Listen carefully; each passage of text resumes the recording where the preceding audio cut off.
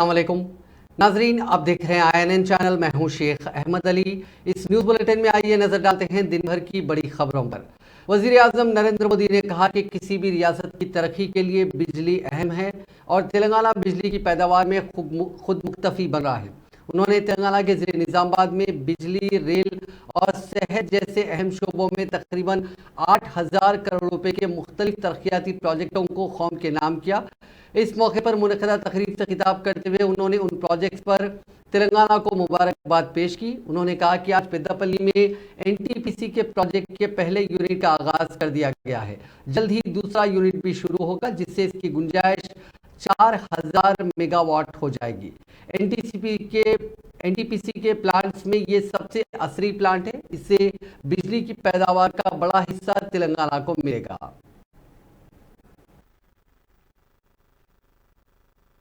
స్వాగతం పలకడం కోసం సిద్ధమయ్యారు.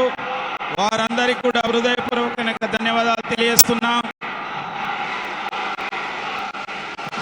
పసుపు రైతుల కోసం మొదటిసారిగా దేశంలో నేషనల్ టర్మరిక్ బోర్డు ఏర్పాటు చేసి మీ యొక్క ఇది పసుపు కాదు పచ్చ బంగారం అని, ఆ బంగారం ప్రతి ఒక్కరి ఇంట్లో మరి సిరుల పంట నివ్వాలని కోరుకున్న వ్యక్తి మన భారత ప్రధానమంత్రి నరేంద్ర మోడీ గారు. రైతు బాంధవుడు, కిసాన్ సన్మాన్, ఉచిత ఎరువుల సబ్సిడీ, మరి వ్యవసాయం యొక్క మద్దతు ధర, పసుపు బోర్డు, ఇటువంటి అనేక చర్యల ద్వారా రైతు బాంధవుడని, రైతుల యొక్క పక్షపాతిగా నరేంద్ర మోడీ గారి వాళ్ళని నిలిచారని మనం చేస్తున్నాను.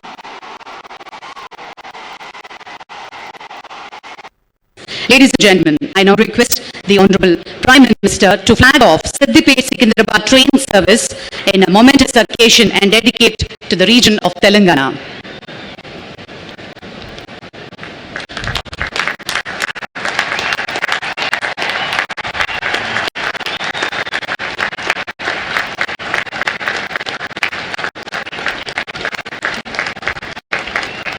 సిద్దిపేట్ సికింద్రాబాద్ ట్రైన్ సర్వీస్ ని లాంఛనంగా గౌరవనీయులు ప్రధాని ప్రారంభోత్సవం చేశారు. धन्यवाद महोदय. ये विश्व जो आज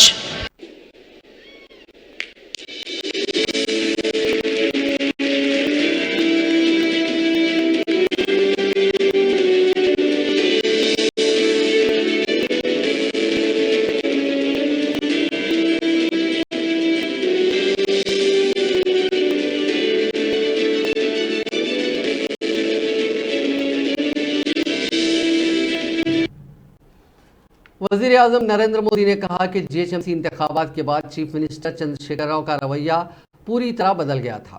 GHMC के इंतखाबात में बीजेपी की शानदार कामयाबी के बाद बौखलाकर KCR दिल्ली आए और उनसे मुलाकात की और उनसे NDA में शामिल होने और तेलंगाना में KTR को चीफ मिनिस्टर बनने के लिए आशीर्वाद देने की दरखास्त की। ताहम उन्होंने KCR की दरखास्त को मुस्तरद कर दिया। मोदी ने इंकशाफ किया कि उन्होंने उस दिन फैसला किया था कि BRS के साथ इत्तेहाद करने का कोई फायदा नहीं है। कर्नाटका चुनाव में BRS ने कांग्रेस की जमकर मदद की थी और अब इस चुनाव में कांग्रेस अपना कर्ज उतार रही है, क्योंकि कर्नाटक में भरपूर खजाना ये तेलंगाना की जनता से लूटा हुआ माल कर्नाटका में कांग्रेस को दे दिया गया ताकि वहां कांग्रेस जीत जाए, फिर उसको मिलकर के तेलंगाना में जिल जाए। ये BRS खेल करती है भाइयों। मैं आज पहली बार एक रहस्य खोलने जा रहा हूं।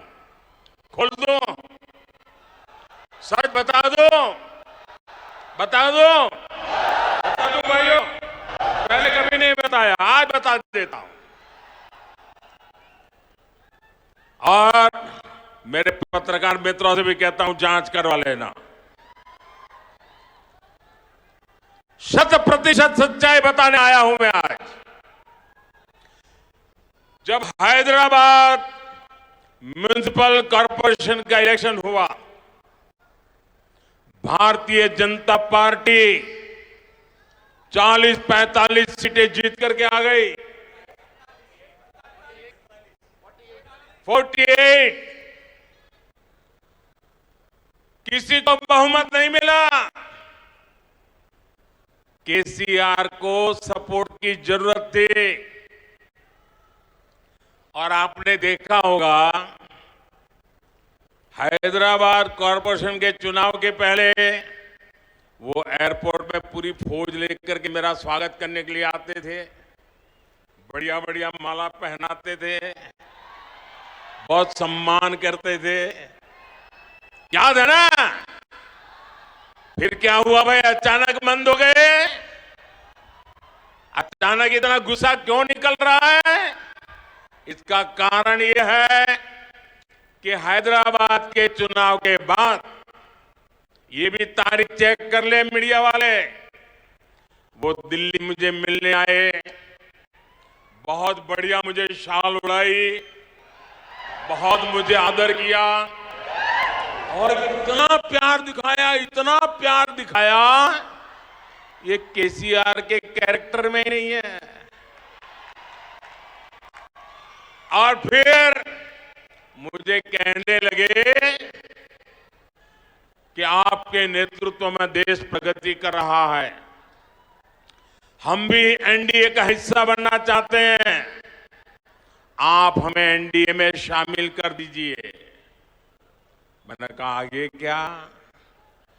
बोले हैदराबाद में म्युनिसिपल कॉरपोरेशन में हमारी मदद कर दीजिए। मैंने केसीआर को कहा, रियासत में जारिया साल के अवाखिर में होने वाले असेंबली इंतखाबात की तैयारियों का अमलन आगाज हो गया। इस सिलसिले में आज मरकजी इलेक्शन कमीशन की एक टीम हैदराबाद पहुंच गई, जहां उन्होंने इंतखाबात के इनेकाद की तैयारियों को शुरू कर दिया।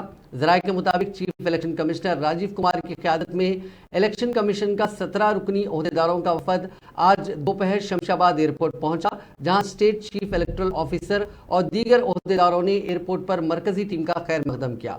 बादजा ये टीम शहर के होटल ताज कृष्णा रवाना हो गई, जहां वो 3 दिन तक क़याम करते हुए रियासत में इंतखाबात की तैयारियों का जायजा लेंगे। इसी दौरान बताया गया कि मरकजी टीम ने दोपहर 2:30 बजे मुख्तलिफ सियासी जमातों के नुमाइंदों के साथ इजलास मुनक़िद किया और उनके साथ वोटर लिस्ट की तैयारी और दीगर उमूर पर तबादला ख्याल किया गया। शाम 5 बजे इन्फोर्समेंट एजेंसीज के साथ अलहदा तौर पर एक इजलास मुनक़िद किया गया। बाद शाम 6:30 बजे चीफ इलेक्टोरल ऑफिसर और दीगर ओहदेदारों ने इंतखाबात पर प्रेजेंटेशन दिया।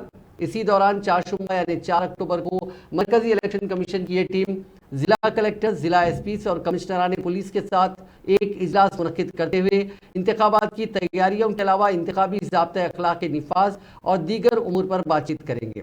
ज़राए ने मजीद बताया कि मरकजी इलेक्शन कमीशन की टीम जुमेरात 5 अक्टूबर को सुबह 9:15 बजे नौजवान वोटर और माजूर वोटर्स के साथ एक खुसूसी इजलास मुनक़िद करेगी और 11 बजे दिन रियासत के चीफ सेक्रेटरी और डीजीपी के साथ एक इजलास मुनक़िद करेगी। बाद दोपहर 1 बजे प्रेस कॉन्फ्रेंस से खिताब किया जाएगा और अपने दौरे को ख़त्म करते हुए दिल्ली वापस ये टीम हो जाएगी। बताया जाता है कि मरकज़ की इस टीम की हैदराबाद में आमद के बाद इंतखाबी शेड्यूल की अनकरीब इजराई मुतवक्को है। तेलंगाना की हुक्मरान जमात बीआरएस के कारगुजार सदर व वजीर केटी रामाराव ने कहा कि कांग्रेस पार्टी ने एक आरएसएस लीडर रेवंत रेड्डी को तेलंगाना कांग्रेस का सदर बनाया है। जगतियाल में बीआरएस पार्टी के इजलास से खिताब करते हुए केटीआर ने पंजाब के साबिक चीफ मिनिस्टर की जानिब से कांग्रेस लीडर सोनिया गांधी को लिखे गए खत की कॉपी बताते हुए कहा है कि ये मैं नहीं कह रहा हूं कि रेवंत रेड्डी आरएसएस के लीडर है, बल्कि कांग्रेस के लीडर और पंजाब के साबिक चीफ मिनिस्टर अमरिंदर सिंह ने सोनिया गांधी को एक खत लिखकर पूछा कि रेवंत रेड्डी जैसे आरएसएस लीडर को कांग्रेस पार्टी का सदर कैसे बनाया जा सकता है।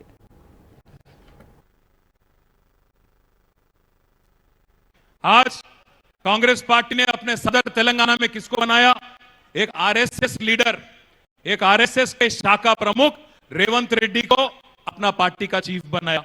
ये मैं नहीं बोल रहा हूं, రేవంత్ రెడ్డి అనే ఒక ఆర్ఎస్ఎస్ నాయకుడిని ఇవాళ పిసిసి ప్రెసిడెంట్ చేసిండ్రని నేను అంటలేను. వాళ్ళ పార్టీ నాయకుడే పంజాబ్ ముఖ్యమంత్రిగా పనిచేసిన డాక్టర్ అమరేందర్ సింగ్ అంట ఆయన ఇగో సోనియా గాంధీ గారికి రాసిన లెటర్ ఇది. సోనియమ్మకి లెటర్ ఏం రాసిండు?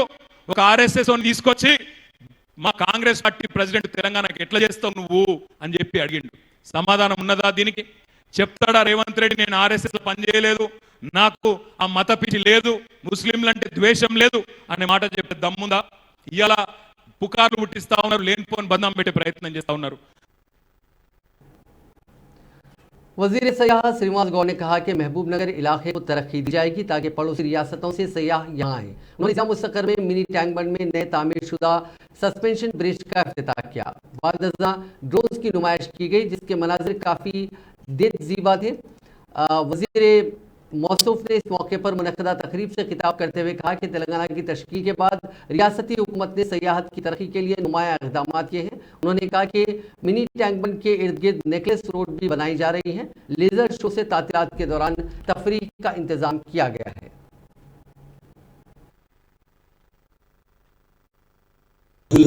మన నాయకుడు ముఖ్యమంత్రి కేసీఆర్ గారు ఈ ప్రాంతం అంతా తెలంగాణ రాష్ట్ర రాకముందు ఈ ప్రాంతానికి పార్లమెంట్ సభ్యుగా ఉన్నటువంటి ప్రాంతం ఇది. ఆ తర్వాత వారు పార్లమెంట్ సభ్యులు అయిపోయిన వెంటనే నేను ఇక్కడ ఎమ్మెల్యేగా రావడం, మరి మంత్రిగా ఉండడం, తెలంగాణ రాష్ట్ర సాధనలో కూడా వారి వెంట దాదాపు 14 సంవత్సరాలు ప్రయాణం చేయడం, అలాంటి కష్టాలు, అలాంటి బాధలు, పాలమూరు వలసలు అవన్నీ మన కళ్ళ ముందు కనబడుతూనే ఉంటాయి. ఇంతకుముందు మన చీఫ్ సెక్రటరీ గారు చెప్పారు.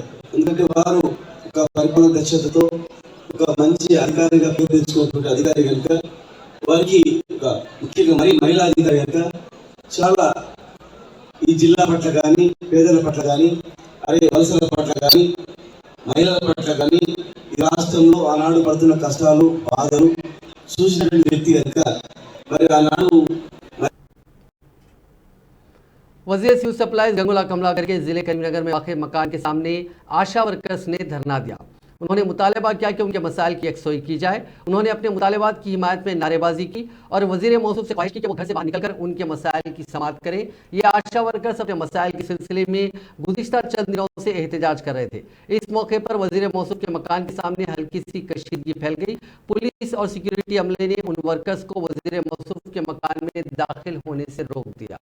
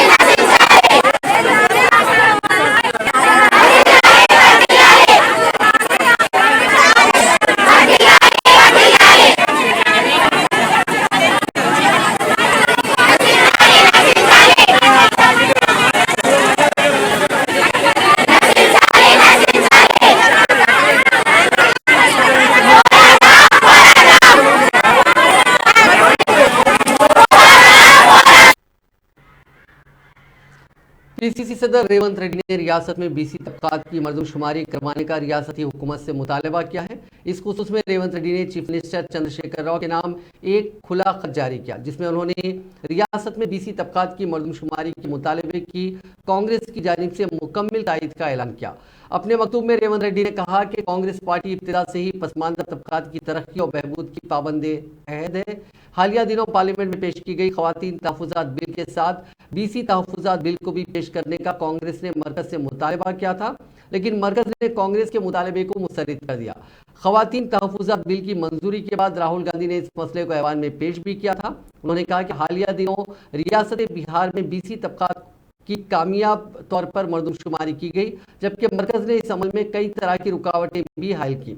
बिहार हुकूमत ने बीसी तबकात की मर्दमशुमारी की तफसीलात गुज़िश्ता रोज़ जारी भी कर दी। उन्होंने कहा कि मर्दमशुमारी से उन तबकात को तालीम और रोज़गार में मज़ीद तहफ़्फ़ुज़ात फराहम करने का मौका मिलेगा। रेवंत रेड्डी ने कहा कि मरकज़ी हुकूमत बीसी तबके की मर्दमशुमारी के लिए तैयार नहीं है। केसीआर हुकूमत को बिहार की तर्ज पर रियासत में भी बीसी तबके की मर्दमशुमारी करवानी चाहिए। बहुजन समाज पार्टी ने आने वाले असेंबली इंतखाबात के लिए 20 उम्मीदवारों की पहली फहरिस्त का ऐलान किया। बीएसपी के रियासती सदर doctor R S Praveen Kumar ने आज उम्मीदवारों की पहली फहरिस्त को जारी किया। वो खुद भी 20 उम्मीदवारों में शामिल हैं जो आसिफाबाद जिले के सिरपुर असेंबली हलके से मुकाबला करने वाले हैं। बाकी उम्मीदवारों में जहीराबाद से जंगम गोपी, पेदपल्ली से दासरी उषा और दीगर के नाम शामिल हैं। अदाकार से सियासतदान बनने वाले पवन कल्याण की पार्टी जन सेना ने तेलंगाना में आने वाले असेंबली इंतखाबात में 32 सीटों पर मुकाबले का फैसला किया। पार्टी जराये ने बताया कि रियासत में 119 असेंबली हलकों के मिनजुमला 32 हलकों से मुकाबला किया जाएगा।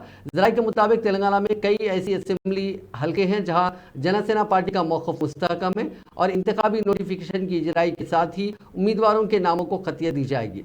यहाँ इस बात का जिक्र बेमहल ना होगा कि पड़ोसी रियासत आंध्र प्रदेश में जनसेना पार्टी ने चंद्रबाबू नायडू की ज़ेरे क़यादत तेलुगुदेशम पार्टी के साथ इत्तेहाद का फैसला किया है।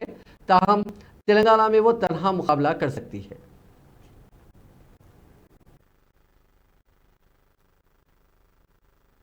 లాస్ట్ టైం కూడా చెప్పాను, చాలా మందిని క్రిమినల్స్ని దింపారని.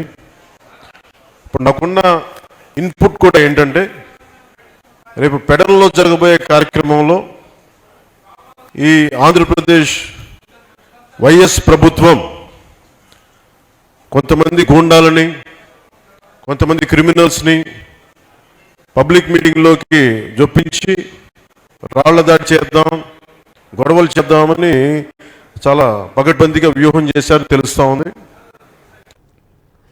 सुप्रीम कोर्ट ने मंगल को तेलुगुदेशम पार्टी के सुप्रीमो और आंध्र प्रदेश के साबिक वजीर आला चंद्रबाबू नायडू की अर्जी पर कोई अबूरी राहत देने से इनकार कर दिया। Chandrababu Naidu skill development corporation के मुबैना घोटाले से मुतालिक एक केस में सलाखों के पीछे कैद हैं। जस्टिस अनिरुद्ध बोस और बेला एम त्रिवेदी की बेंच ने केस की समाअत 9 अक्टूबर तक मुलतवी कर दी। दरियासना बेंच ने रियासती हुकूमत से कहा कि वो आंध्र प्रदेश हाईकोर्ट के सामने दायर तमाम दस्तावेजात की एक तालीफ पेश करें। तेलुगुदेशम पार्टी के सरबराह की तरफ से पेश होने वाले सीनियर वकील हरीश साल्वे ने कहा कि रियासती गवर्नर से मंजूरी हासिल किए बगैर नायडू के खिलाफ तहकीकात नहीं की जा सकती। कबल अजीज सुप्रीम कोर्ट के सीनियर वकील हरीश साल्वे और अभिषेक मनु सिंघवी ने चंद्रबाबू की तरफ से दलाइल पेश किए। हरीश साल्वे ने दलील दी कि सेक्शन 17A सियासी इंतखाम के लिए लगाई गई है। इस मामले में क्या ये दफा लागू होती है या नहीं, यही असल सवाल है। उन्होंने कहा कि मुकदमा कब दर्ज हुआ और जांच कब की जा रही है।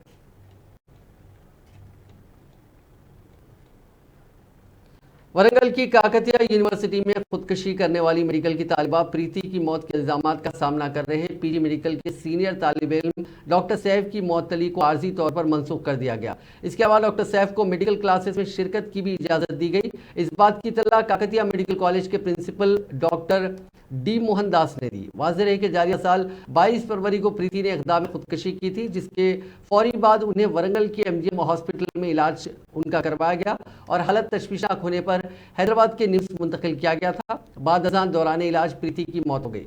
प्रीति की मौत के बाद मेडिकल कॉलेज के प्रिंसिपल मोहनदास की सदारत में 1 मार्च को एंटी रैगिंग कमेटी का इजलास मुनक़िद हुआ, जिसमें प्रीति की मौत के लिए डॉक्टर सैफ को जिम्मेदार करार देते हुए उन्हें कॉलेज से मुअत्तल करने के अहकाम जारी किए गए थे। हालिया दिनों पुलिस ने भी अदालत में इस केस के सिलसिले में चार्जशीट पेश की थी। ताहम डॉक्टर सैफ ने हाई कोर्ट से रुजू होते हुए एंटी रैगिंग कमेटी की जानिब से उन्हें कॉलेज से मुअत्तल कर दिए जाने के खिलाफ अर्जी दाखिल की थी। उन्होंने अपनी दरख्वास्त में अदालत को बताया कि उनका मौक़िफ़ जाने बगैर ही कॉलेज ने उन्हें मुअत्तल कर दिया, जिस पर अदालत ने कॉलेज इंतजामिया और रैगिंग कमेटी को डॉक्टर सैफ के मौक़िफ़ जानने की हिदायत दी। अदालत की हिदायत के बाद कॉलेज इंतजामिया ने डॉक्टर सैफ की मुअत्तली को आर्जी तौर पर रोक दिया और उन्हें क्लासेस में हाजिर होने की इजाज़त दी गई। आंध्र प्रदेश के जिले श्रीकाकुलम में एक ताजिर को 1,01,56,116 रुपए का बिजली का बिल आया, जिसको देखकर उस शख्स को हैरानी हुई। ये बिल गुज़िश्ता माह की 2 तारीख से जारिया माह की 2 तारीख तक ली गई रीडिंग का है। ये बिल महकमे बिल के अमले ने दुकान के मालिक जी अशोक को दिया। वो ये देखकर हैरान रह गए। उन्होंने कहा कि करोड़ों रुपए की बिजली का इस्तेमाल नहीं किया गया। उन्होंने महकमे बिजली के अफसरान से इस सिलसिले में शिकायत की कि औसत बिल 7 से 8 हज़ार रुपये हर माह आता है, जिस पर महकमे बिजली के अहदेदारों ने कहा कि इस बिल को दुरुस्त किया जाएगा। महंगे लापता तोते का अंदरून एक दिन पता चलाते हुए पुलिस ने इसके हकीकी मालिक से उसे हवाले कर दिया। ये वाक़या हैदराबाद के जुबली हिल्स पुलिस स्टेशन के हदूद में पेश आया। ये मामला ताक़ी से सामने आया। पुलिस ने बताया कि जुबली हिल्स रोड नंबर 44 में रहने वाले नरेंद्र चारी कॉफ़ी शॉप चलाते हैं। उन्होंने ऑस्ट्रेलियाई नस्ल का 4 माह का तोता 1,30,000 रुपये में ख़रीदा और वो उसकी परवरिश कर रहे हैं। 22 सितंबर को उसको गिजा दी जा रही थी कि तोता अचानक पिंजरे से उड़ गया। चारी ने 24 सितंबर को जुबली हिल्स पुलिस में शिकायत दर्ज करवाई। इसकी तोते की एक तस्वीर भी पुलिस के हवाले की गई। पुलिस ने यह तस्वीर मकामी परिंदों और जानवरों के डीलरों को भेजी। पुलिस को पता चला कि एरागड्डा इलाके में एक शख्स ने इस तोते को 30,000 में फरोख्त कर दिया। उस शख्स ने गुज़िश्ता रोज दूसरे शख्स को यह तोता 50,000 रुपए में फरोख्त कर दिया। उस शख्स ने व्हाट्सएप स्टेटस पर तस्वीर डालते हुए कहा कि वो इस तोते को 70,000 रुपए में फरोख्त करेगा। जुबली हिल्स में पालतू जानवरों की दुकान के मैनेजर ने पुलिस को इस सिलसिले में इतला दी, जिसने तोते को पकड़कर नरेंद्र चारी के हवाले कर दिया। महाराष्ट्र के नांदेड़ शहर में अमवात का सिलसिला लगातार जारी है। रिपोर्ट के मुताबिक अस्पताल में 4 बच्चों समेत मजीद 7 मरीजों की मौत हो गई। सरकारी मेडिकल कॉलेज और अस्पताल में गुज़िश्ता 48 घंटों में अब तक 31 अफराद की जान चली गई, जिनमें 16 बच्चे भी शामिल हैं। अस्पतालों में बड़ी तादाद में अमवात सेहत के निज़ाम पर सवाल उठा रहे हैं। इन अमवात की वजह क्या है, ताहाल ये वाज़ेह नहीं हो सका। हैदराबाद से ताल्लुक रखने वाले एक शख्स का लंदन में कत्ल कर दिया गया। फौरी मिली इत्तलात के मुताबिक 65 साल मोहम्मद ख्वाजा रईसुद्दीन को हिल टॉप माउंट लंदन में चाकू के वार करके कत्ल कर दिया गया। इत्तलात के मुताबिक वो अपने एक साथी के हमरा जा रहे थे कि लूट लेने की गरज से उनका कत्ल कर दिया गया। इस इत्तला के साथ ही उनके घर वालों पर गम का पहाड़ टूट पड़ा और वो सकते में आ गए। मोहम्मद ख्वाजा रईसुद्दीन साल 2011 से लंदन में मुकीम थे और उनकी बेटी की शादी 5 अक्टूबर को होने वाली है और वो वतन वापस आने की तैयारी में थे कि ये वाकया पेश आया। नाश को हैदराबाद लाने के इंतजामात के सिलसिले में मरकजी हुकूमत से नुमाइंदगी की गई है। हैदराबाद से ताल्लुक रखने वाले एक नौजवान की अमेरिका के स्विमिंग पूल में गर्क होने से मौत हो गई। खानदानी ज़रा के मुताबिक अटलांटा में डिलीवरी बॉय के तौर पर काम करने वाले मोहम्मद मुस्तफ़ा शरीफ, जिनकी उम्र 31 साल है, वो पार्सल डिलीवरी करने के बाद स्विमिंग पूल में गिर पड़े और गर्क हो गए। पसमंदगान में अहलिया ताहिरा बानो और 2 छोटे बेटे शहजाद, जिनकी उम्र 2 साल और एक हमजा नाम है, जिनकी उम्र 5 बरस है।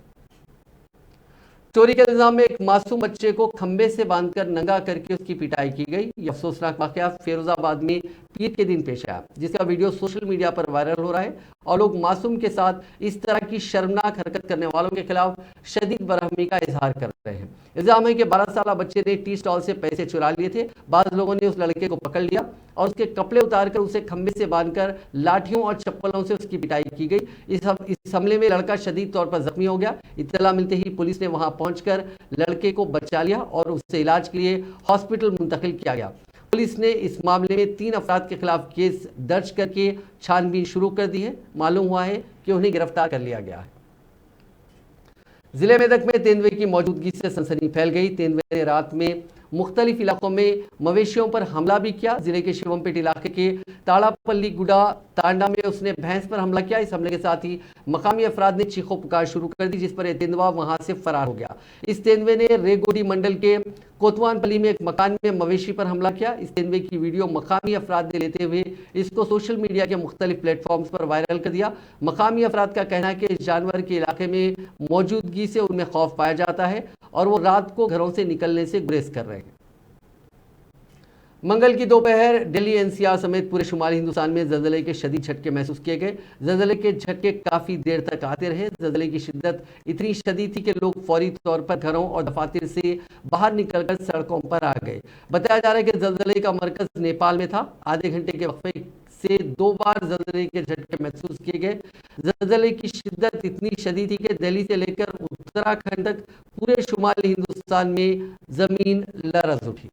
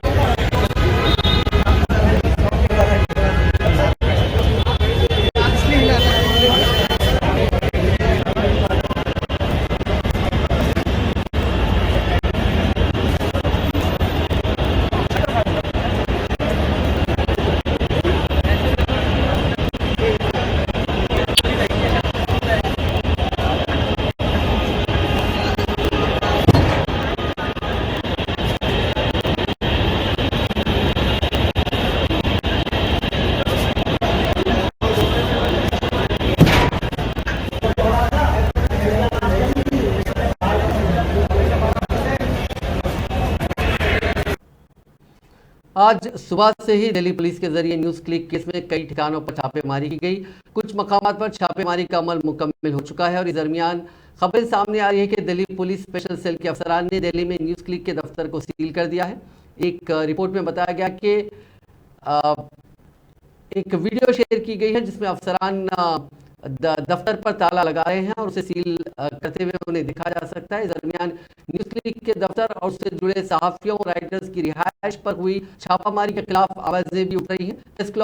प्रेस क्लब ऑफ इंडिया और एडिटर्स गिल्ड ऑफ इंडिया जैसे इदारों ने भी हुकूमत के जरिए की गई इस कार्रवाई को इजहार राय की आज़ादी और मीडिया पर हमला करार दिया।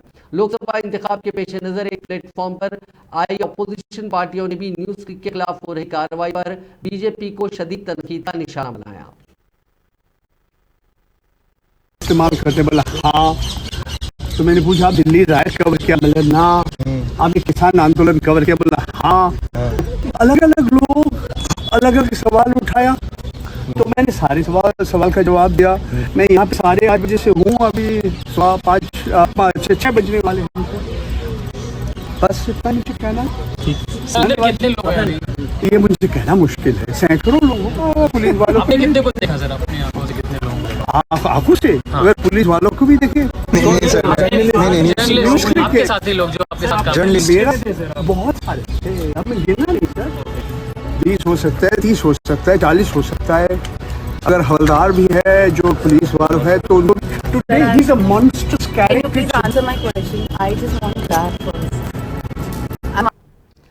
कांग्रेस लीडर राहुल गांधी ने बिलासपुर से रायपुर तक ट्रेन के सफर की वीडियो शेयर करते हुए कहा कि उन्हें ट्रेन के इस मुख्तसर सफर में हिंदुस्तान की झलक नजर आई। उन्होंने कहा कि इंडियन रेलवे मुल्क की मुतनव्वो और रिवायत को जाहिर करती है और ये हिंदुस्तान की अक्स है। एजुकेटेड है, लेकिन ये चीज अगर आप इंक्लूड कर रहे हैं अपने अंदर तो ये चीज स्ट्रांग है। आप कौन सी कम्युनिटी के हैं? मैं ऐसी हूँ, बुद्धिस्ट हूँ, तो ये आपको फेस करना पड़ता है। कहीं ना कहीं सर आता ही है। हिडन है, मतलब छुपा चलता है। हाँ, मेरी एक फ्रेंड है तो उसके साथ ये थोड़ा सा चलता था। घर में कोई फ्रेंड है, स्कूल में वो फ्रेंड उसके साथ ब्रेकफास्ट कर रही है, बट अगर वही घर में उसको इनवाइट करती है शेड्यूल का, घर में इनवाइट कर बराबर तो वो खा ही नहीं थी लगते। आपने पूछा क्यों? पूछा मैंने, पर कोई आंसर नहीं था। वही है कि पेरेंट्स जो बोलते हैं पेरेंट्स को फॉलो करते हैं, तो पेरेंट्स जो बोल रहे हैं वही वो बच्चे फॉलो करिए, यही प्रॉब्लम आता है। तो शुरुआत कैसे हुई चैटिंग की, पेंटिंग की? क्योंकि बघेल जी और मैं मतलब इस स्किल को डेवलप नहीं कर पाए। मुझे बनाने के लिए बहुत मेहनत करनी पड़ी, बिकॉज स्कूल में थी मैं तो मुझे लिटरली 5th स्टैंडर्ड तक मैं बहुत अच्छी थी। उसके बाद फिर एक्चुअली आप देख रहे हो मैं हाइट में भी छोटी हूँ, मुझे इस चीज के लिए सुनना पड़ा था। क्या सुनना पड़ा? मैं 36 ईयर की हूँ अभी। ओके, तो मुझे मेरे बैचमेट से इवन और भी लोगों से मुझे जो बुली करते हैं, जो इंसल्ट करते हैं, वो सारी चीजें सुनने मिली। मैं पढ़ाई में पीछे हो गई। क्यों पढ़ाई में क्यों? ये तो बुलिंग कर रहे थे, प्रेशर से, उसके कारण या कोई और कारण? नहीं, उसी चीज के कारण। बिकॉज डॉक्टर के पास जाना था, डॉक्टर ने बोल दिया कि इसकी हाइट नहीं बढ़ेगी। मम्मी का अलग डिप्रेशन चालू हो गया कि तो क्या बड़ी बात है अपनी हाइट? सर हमें लगता है ना, लेकिन हमारे कास्ट में आज भी ये चीज चलती है। ये मेंटलिटी की प्रॉब्लम है। मम्मी का पहला टेंशन ये लड़की है, शादी नहीं होगी, ठीक है, तो ये एक पहली पॉइंट थी। तो उसके लिए मम्मी बहुत टेंशन आ गई कि अब शादी कौन करेगा, ये चीज हो गई। तो मैंने चलो लाइट लिया, लेकिन वो नाजरीन, इस न्यूज बुलेटिन में बस इतना ही। आप देखते रहिए INN चैनल।